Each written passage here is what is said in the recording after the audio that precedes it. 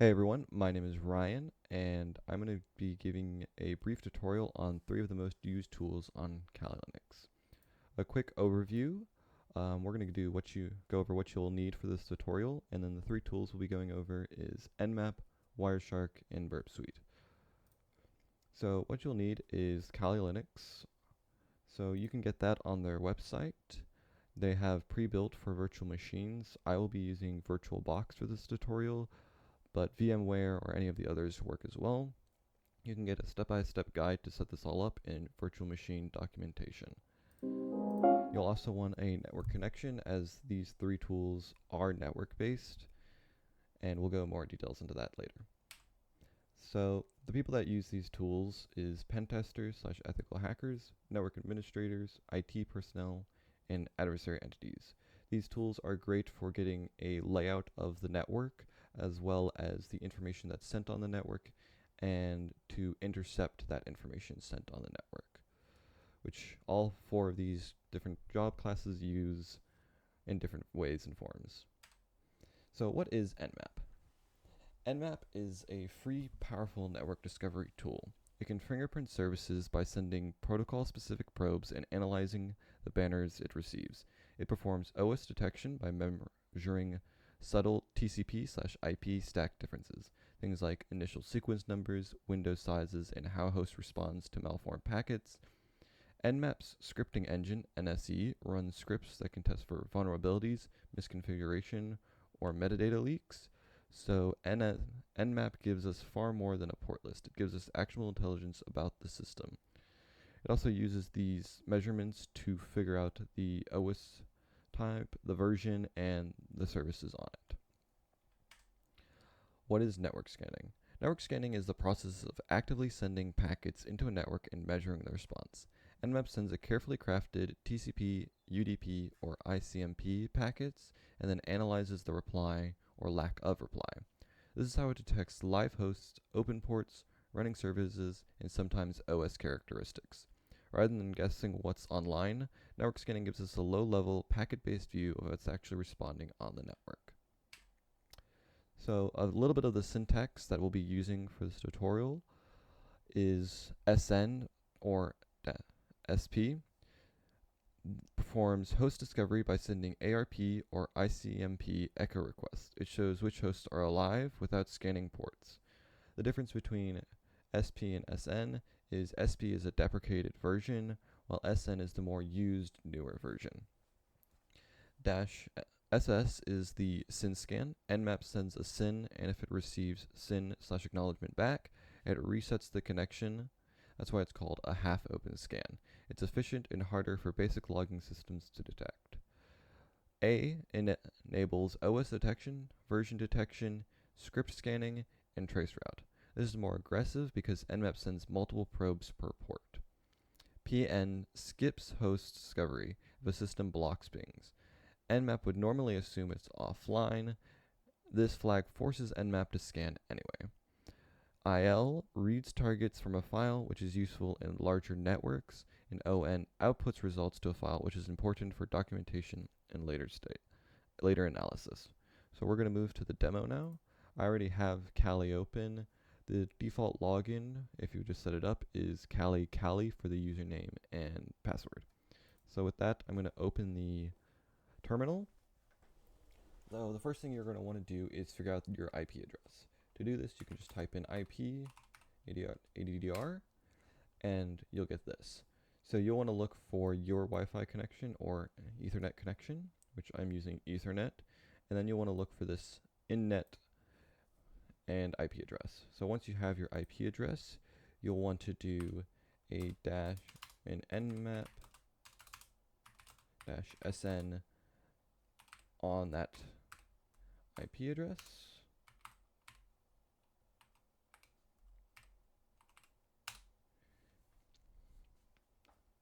And then this will give you the different hosts on that IP network. So I'm going to be using this 10.02.2 for mine, but you'll use whatever IP addresses you get back. So the next thing I'm going to do is throw that IP address onto a text file.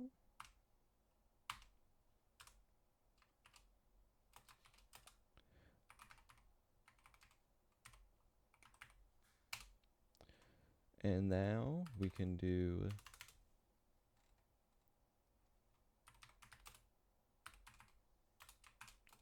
a synscan. So the usefulness of the text file is if you had multiple IP addresses that you wanted to go through, you could put them all onto a text file, and Nmap will go through all of the IP addresses in that text file. And now we're going to print off the results of the scan onto a different text file.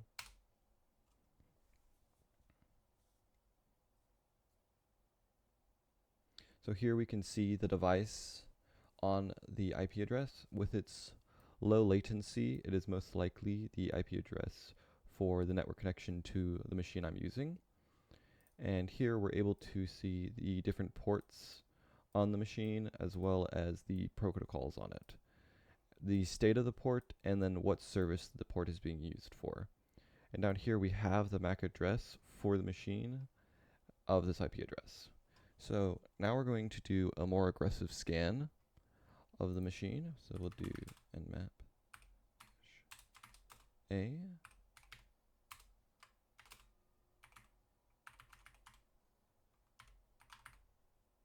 So this is going to take a while. So I'm going to cut here and then I'll come back when it's done. Okay, now that the scan is done, you can see that we got a lot more information from the aggressive scan. You can see that it found some more information about the different ports on the host, as well as it gave a guess with that information of the OS on the host. We can see here that at a 94%, it guessed that it was an Oracle VirtualBox, which it is. The aggressive scan just allows it to find a lot more information along with the host and service information out of its best guess. The next thing we'll be doing is the PN scan. So you're going to want to use the original IP address that we got, and this is going to force Nmap to scan even if ISMP echo requests were dropped, allowing you to find more hosts on the network. Now, my list isn't any different than the beginning, but yours may show up different depending on if some of those ICMP packets were dropped. The next tool that we'll be looking at is Wireshark. Wireshark is a free open source network traffic analyzer. It is used for debugging network issues, inspecting traffic and protocols, and finding misconfigurations. It's used in security investigations to look for any weird traffic going on the network. So, what is packet capturing? Packet capturing is recording network packets, that is the data being sent and received on network between the devices. It includes source and destination IPs, ports, protocols, flags, and payload data. It also helps detect abnormal activity or malicious traffic. So some of the core features and strengths of Wireshark is its protocol decoding. It breaks down each layer of the packet so you can see exactly how two systems communicate. Display filters lets you isolate specific traffic, for example, only HTTP packets or only DNS requests. The statistics tool shows communication patterns between endpoints, letting visualize who is talking to who. Following a TCP stream lets you reconstruct a full conversation from start to finish. So then it also has a color coding for quick visualization. The dark green highlights successful TCP traffic, usually meaning normal established communication. Light green typically marks UDP activity. Blue represents DNS queries. Yellow often indicates suspected issues such as TCP retransmission or potential packet loss. And red flags more severe problems like malformed packets, reset connections, or other abnormal traffic. We're now going to move to the demo of Wireshark. So we can close the terminal. You can click the little Kali up here. So we're going to look up for Wireshark right here. And you're going to look for the one your connection. If you don't know which one it is, you can open up a browser and then you can look to see which one gets a signal going, which is this one for me. So I'm going to double click it, and you can see here how it's starting to capture the packets. So now that we're capturing raw packets, we can look at how, for instance, if we go to Google, a bunch of packets start going information-wise, and the different parts of those packets. So for this demo, we're going to look at the interaction between Wireshark and Nmap from earlier. So if we just do another SS scan,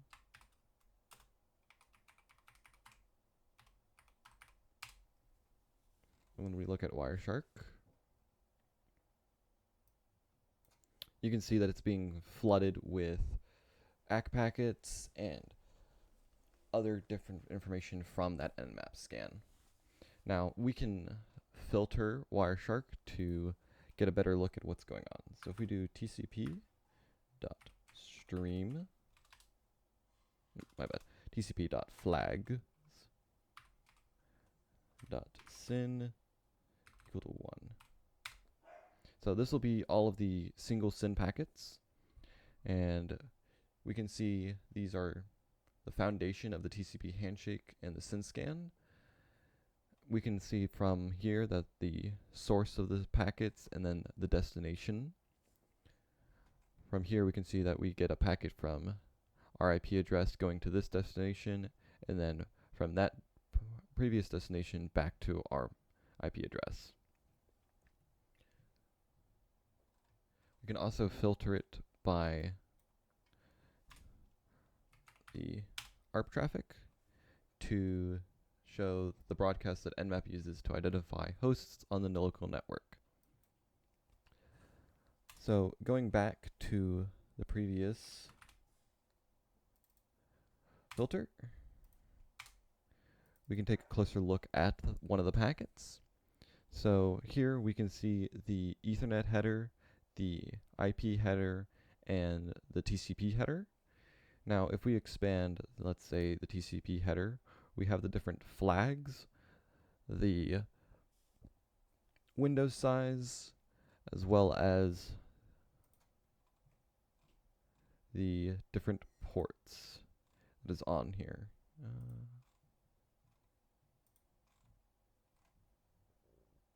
Right here, source ports, and the destination port. This allows us to get a better information, as well as seeing how Wireshark is capturing those packets and how we can use it to find the problems and malicious activity happening on our network. Now we can stop and quit without saving. And the next thing we'll be looking at is Burp Suite. Burp Suite is an integrated platform designed specifically for web application penetration testing.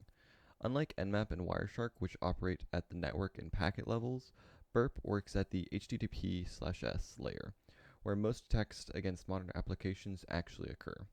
Burp functions as a man-in-the-browser tool. It sits between your browser and the target application, intercepting every request before it's sent out.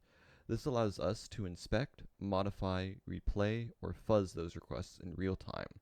Burp includes multiple tightly integrated tools: the proxy, repeater, intruder, decoder, and comparer, each designed for different phases of web exploitation. The power of Burp Suite comes from combining interception, manual manipulation, and automation inside a single interface. What is web traffic interception? It's when a browser makes an HTTP or HTTPS request. It typically sends it directly to the web server. Burp interrupts this flow by acting as a local proxy, meaning your browser is configured to route traffic through Burp rather than directly to the internet. When interception is enabled, each request is paused before it leaves your system. This is where Burp gives you total control. You can see the raw HTTP headers, you can inspect cookies and session tokens, you can view query parameters and post bodies, and you can edit anything, values, structures, headers, before forwarding the request. This gives you the ability to test for vulnerabilities like IDOR, XSS, SQL injection, session manipulation, broken authentication, and parameter tampering. Interception is the foundation of how offensive testers discover logic flaws and bypass security controls in web apps. Some of the core features of Burp Suite is its effectiveness comes from the combination of its internal tools, each of which tackle a different part of where the web exploitation workflow. Proxy is the heart of Burp. It intercepts HTTP/S traffic and gives us full visibility and edit access. Repeater lets us manually resend and modify requests repeatedly, which is essential for testing authentication, bypasses, parameter manipulation, and verifying vulnerabilities' reproducibility. Intruder is Burp's built-in automation engine. It performs fuzzing, brute forcing, and payload injection across parameters, headers, cookies, or any part of a request. This is how testers rapidly test large attack surfaces. Decoder handles base64, URL encoding, hashing, and other transformations so we can encode or decode payloads easily. Compare highlights differences between two requests or responses, useful when testing how altering a single parameter changes the application's behavior. And Burp's scanner performs passive and active scanning to detect dozens of common vulnerabilities automatically. Together, these tools allow Burp Suite to cover everything from reconnaissance to exploitation in modern web applications. So going to the demo of Burp Suite, we'll go back to Kali. We're going to want to find Burp Suite. And you can just click OK. We'll be doing a temporary project in memory and using Burp defaults.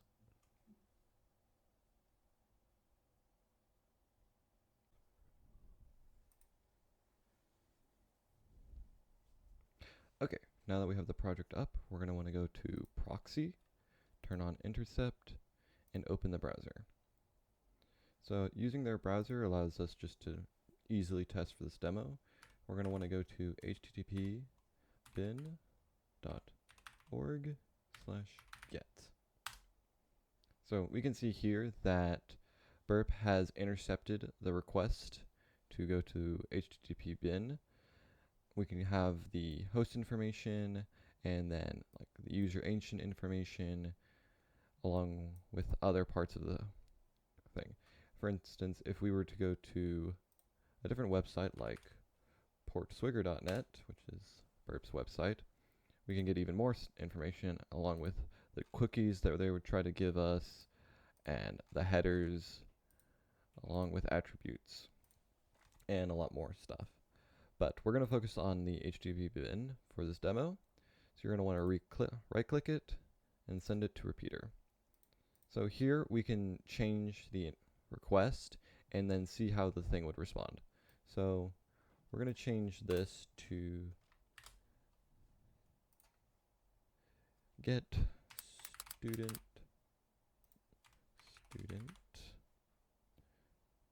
equals, and you can put your name there. Along with changing the user agent to mask who we are, or the user agent.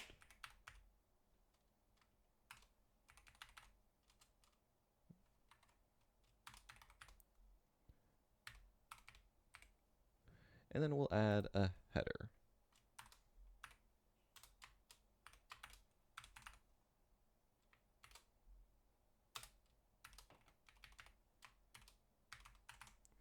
And send. Make sure there's 2 empty lines below, otherwise it'll mess up. And there we go. We can see here that it's added the argument student Ryan to it, along with the header that we added. And you can see here that the user agent is now that Burp Suite demo. If we revert those changes, which you can do just using Control-Z and send it again, you can see that the user agent goes back to being the Mozilla, along with no arguments and no extra headers. That's just a simple demonstration of how you can use Burp Suite to intercept and modify the packets that are being sent. Now, if you do want to forward the packets, you can just go to this forward do forward all, and it'll forward all the packets. And as you can see, it got even more from the Portswigger website. This is all the ads that are trying to run and load. You can just forward them all until the website fully loads. Now you can see that the Portswigger thing has fully loaded in, and even more ads are being blocked by Burp. So you can turn off the intercept. Okay, so in conclusion, Nmap, through these three tools, we've covered the major layers of offensive security. Nmap gives us the initial reconnaissance, letting us map out devices, open ports, and running services. It answers the question, what is exposed on the network? Wireshark takes us a level deeper by showing the actual packets moving across the wire. With it, we can validate traffic behavior, identify anomalies, and observe how scanning or attacks appear at a packet level. Burp Suite completes the workflow by focusing on the web application layer, which is where the majority of modern vulnerabilities occur. By intercepting and modifying HTTP requests, we can test how applications handle input, sessions, parameters, and access control. Taken together, these tools form a full penetration testing pipeline: recon, pack analysis, application manipulation. These aren't just useful in offensive security. Defenders and analysts use them as well to understand attack surfaces, detect malicious activity, and validate that systems behave as expected. Understanding how these tools work, not just what they do, is what separates a surface level overview from a real technical capability. Thank you all for watching. Have a great day.